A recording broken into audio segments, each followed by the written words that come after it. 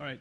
Thanks, Nick. Thanks, everyone, for joining us. I'm really excited to be here. You know, I don't get to San Francisco very often, but it's always really great. So I came to this problem out of industry. As Nick mentioned, I used to be on Wall Street. So I ran credit research for a pretty big mortgage hedge fund in Connecticut. And the problem that I always had was, we had a huge variety of different analyses that we wanted to run. We were basically trying to predict what every homeowner in the country was going to do with their mortgage. Are they going to prepay it? Are they going to default? If they default, is there really a house there, or is it just an empty plot of swampland in Louisiana? And I would build my analysis in like a small data tool like Python or R. And then as soon as I wanted to do it on all of the data, I'd end up spending 3 months writing new code, basically trying to figure out how to get my analysis to be able to handle all of the data. And so this is a common problem. I think everybody who's done anything at scale understands this engineering challenge. But it left me with this really burning desire to not have to do that anymore. So Ufora really began from this question, like, why is it so hard to get things to scale? Why am I writing such completely different programs when I want to operate on big data sets than little data sets? And the answer, in part, is just that the tools that we use are completely different. As soon as you want to scale, there's 200 different frameworks that you could choose. People are being very careful about optimizing all of the engineering for the specific problem that they're solving. And at least from my perspective, it was really a wake-up call that, like, the languages and tools that we're actually using right now are really not designed for the modern era of scale. So really, the vision that I had that caused me to start Ufora was this idea of how can we get to a simpler model for distributed computing? Like, why can't we make it possible to basically treat Amazon's cloud as if it's one giant, really fast machine instead of a whole bunch of little ones where I've got to worry about things like message passing and latency and moving data on a network and designing all of that stuff by hand? And so that was the original motivation for Ufora. What we ended up actually building, and this is after years and years of R&D, is fast, distributed, automatically parallel Python. So basically the idea is you should be able to write Python code as if it were a single-threaded program that you were just going to run in a regular Python interpreter. And it should be capable of using all the resources. It should be as fast as if you'd written C++. And it should understand how to use all of the threads in your machine sort of natively without you having to really think about it. So there's a lot of pieces of technology that go into making that happen, and I'm going to talk about some of those in a little bit of detail. I don't have a huge amount of time, but if you're interested in getting into the weeds with me, come find me afterwards, and I'll talk as much as you want about compilers and register optimization and parallelism and futures and rewriting stack frames. But for the moment, I'm just going to sort of go in at a high level.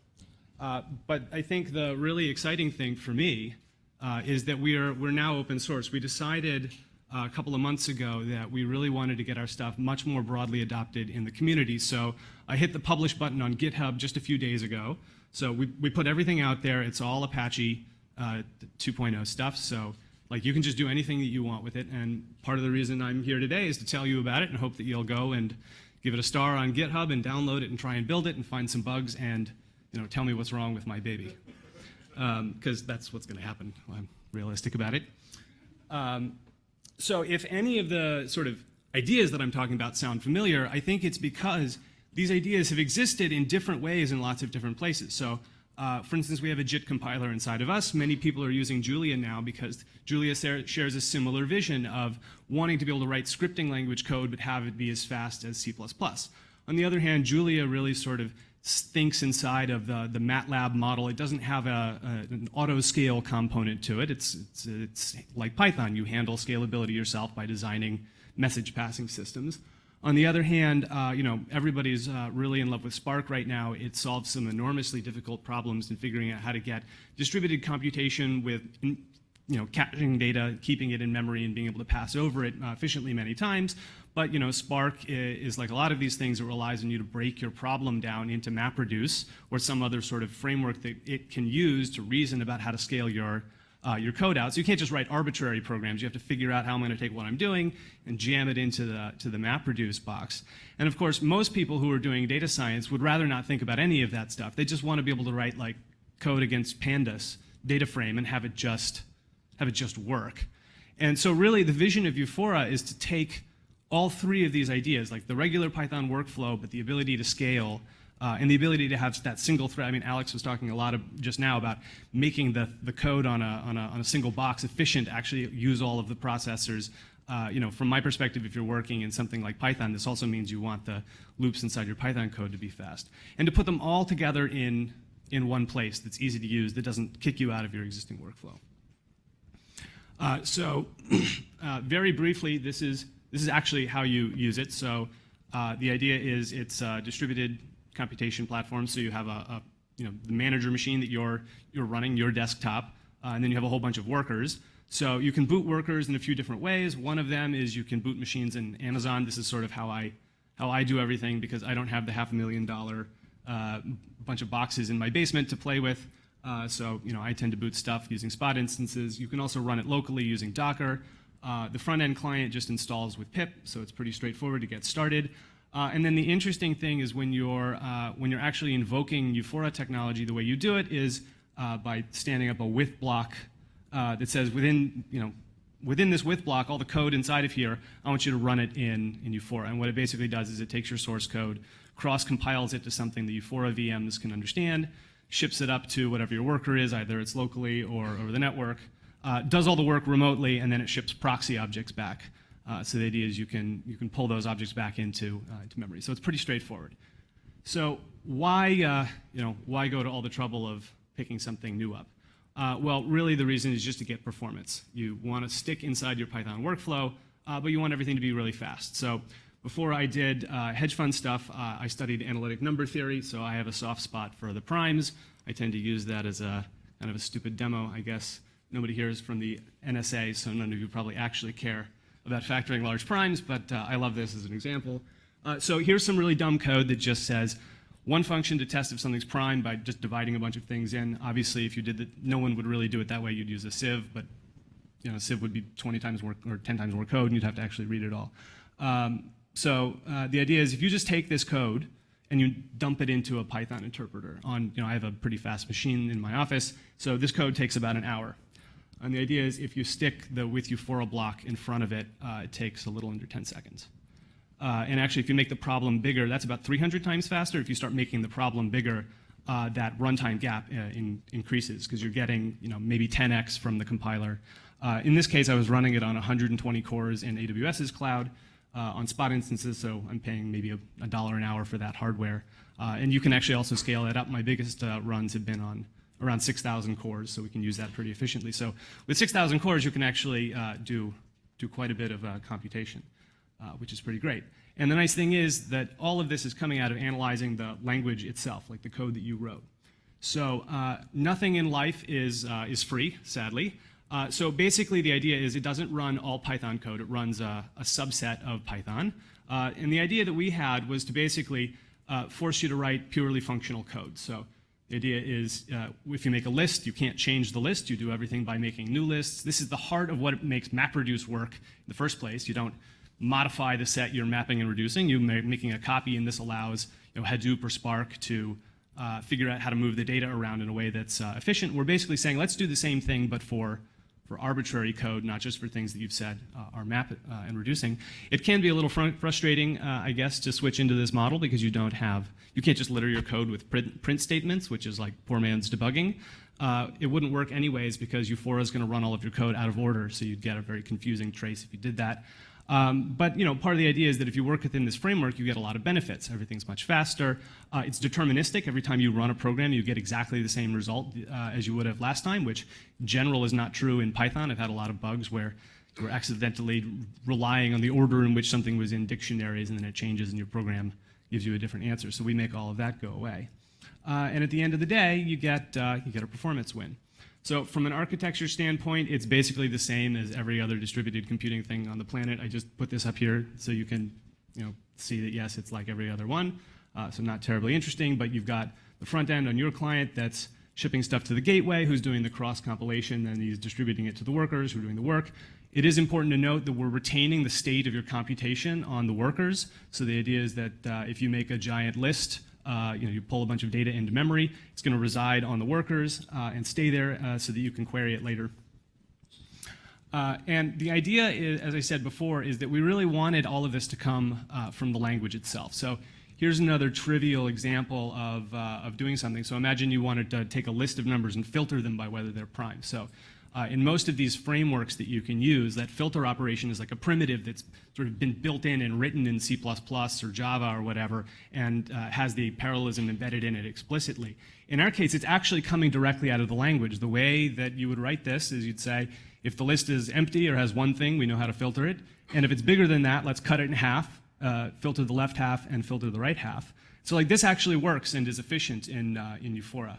And what's going on is that the virtual machine is parallelizing the individual stack frames of the code that you wrote. So the idea is it starts running, it sees, okay, the way you're filtering the first 100 million numbers is you're going to filter the first 50 and the second 50. So it'll generate 2 threads.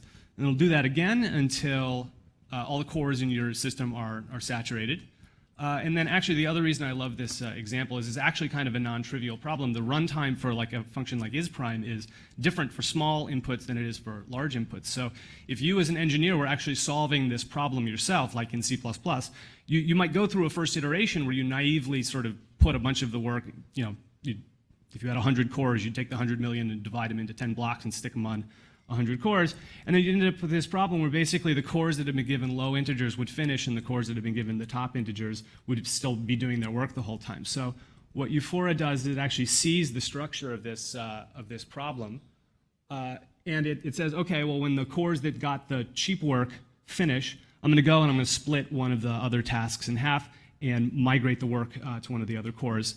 So that's actually a non-trivial thing to do because this is happening on a multi-host environment. So we're actually migrating stack frames along with their code across machine boundaries, and it's even more challenging when you have data involved because this filter operation, for instance, is actually operating on a data set. And so the basic idea is that the Ufora engine is sort of trying to fake one giant machine out of a bunch of individual machines, and it thinks of data in blocks. So the idea is basically that instead of having you explicitly saying, here's how my data is structured and how I want the system to lay it out, it says, let's actually see if we can learn what the right layout for the data is as the program is running. So in some kind of crazy way, it's like machine learning for machine learning. So what it does is it builds a statistical model of how the threads that that are running in your program are accessing data, trying to see, well, are there blocks of data that absolutely have to be co-located on a machine in order for it to make progress. So I'll give you a really dumb example. Imagine you say, okay, give me the list of the first 2 billion numbers. So you could just write that Python code, and if you have a really big box, it would just run. Ufora would divide that list into a bunch of chunks. So imagine you're running this on machines that don't have 16 gig of RAM. It's 16 gig because you've got 2 billion things and they're 8-byte floats or whatever, integers. So it'll divide it into blocks, and it'll stick the blocks kind of on different machines. But the point is that to you as a programmer, this is supposed to look like contiguous memory. So if you write something like, okay, let's loop over the items in the list, you're going to have this problem that the items in the list don't all reside on the same machine at the same time. So what the virtual machine will do is it'll start by moving your thread to the first machine that's got the first block of data. Those first 4 blocks are like the first 500 million integers, and then as soon as they cache miss because they access a value that's on another machine, the VM will pick your thread up and move it. So from your perspective as a programmer, you've got a little bit of extra latency because you're writing a program that's dealing with data on multiple machines simultaneously, but you don't have to be aware of any of the mechanics of how things are moving around. But this the real world is far more complicated than just linearly scanning over things. So I don't want to go too into the weeds here, but basically the idea is you can write pretty trivial programs that end up breaking the model I just described. So here's an example of something like that, where every time I access a value 10 steps forward in the array and then back a couple, right? So like this shows up all the time in time series analysis, right? You might have a big array and you want to run, I don't know, rolling regressions or something like this. Your computation is accessing different slices of the array in a contiguous way. And so if you were to just naively run that code, it's almost like you've got 2 read heads and they're sort of scanning through. You're going to end up at some point, the 2 read heads are going to cross the way you laid your data out. So they're going to be accessing a value that's on one machine and then very quickly accessing a value that's on another machine. So if you just did what I told you we were going to do, you'd end up with your computation sort of shuttling back and forth between the two machines, which obviously in this case it might work and it would just be a little bit slower. But if I change that number from 10 to like 1,000 or a million, it would be pernicious. It would never finish. And so what Ufora does is, as soon as you cache miss the first time and your calculation needs to run to another machine, it stops your program and says, okay, this is going to take a little while to resolve. I have 50 milliseconds to think about what to do next, so I don't do something stupid. And it simulates your code. So what it says is, well, I don't have that next value locally in memory, but maybe I can inject a poison value into the program, continue running it and seeing what other values it's going to read next, so I can learn what its data access pattern is going to look like and use that to make a better decision.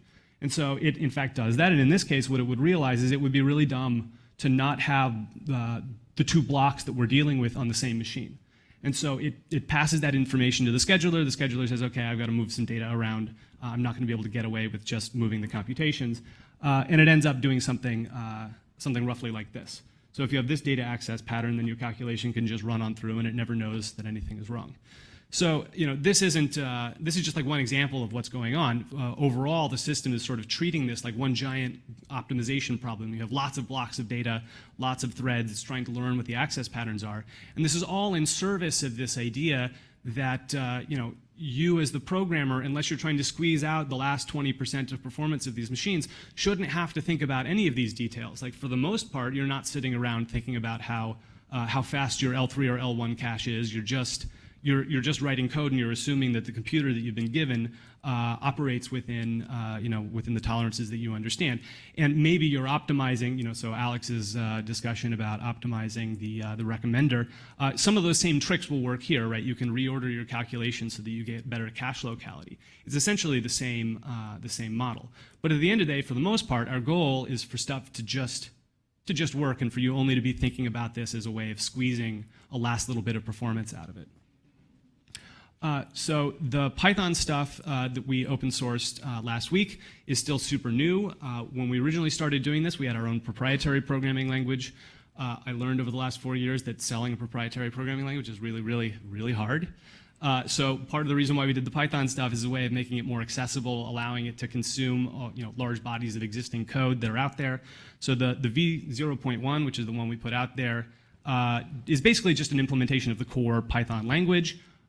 What's coming up next is basically data frames and NumPy arrays. We're actually re-implementing both pandas and NumPy in pure Python, like regular Python, because our compiler will actually make that stuff fast. So we're planning on releasing that sometime next week.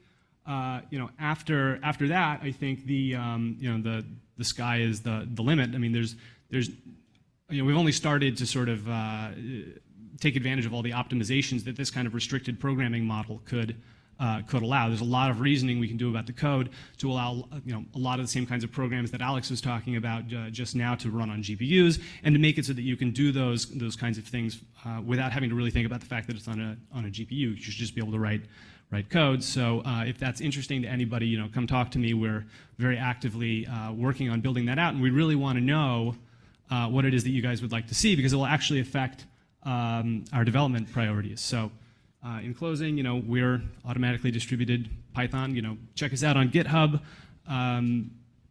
Play with the software. Again, try and break it, file bug reports, and come help us work on it, because it's new, and I think it has the promise to make a lot of people's workflows really a lot better. So thank you.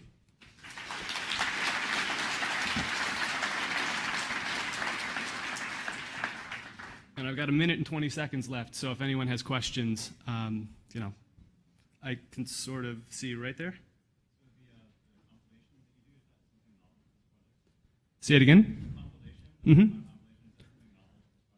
Yeah, I mean, it's a little bit of a different model from what Julia does, and it's also different than what V8, the JavaScript compilers do.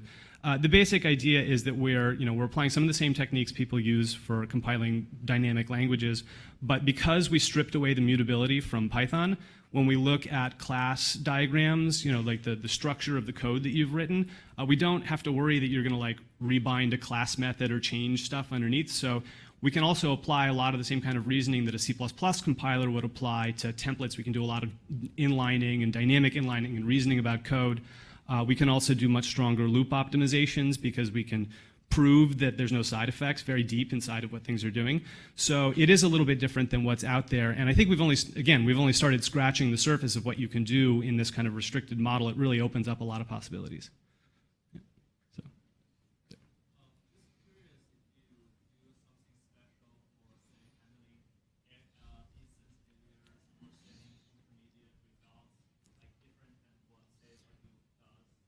Yeah, so basically my time is running out, but we have a mechanism for checkpointing arbitrary code in flight as it's running.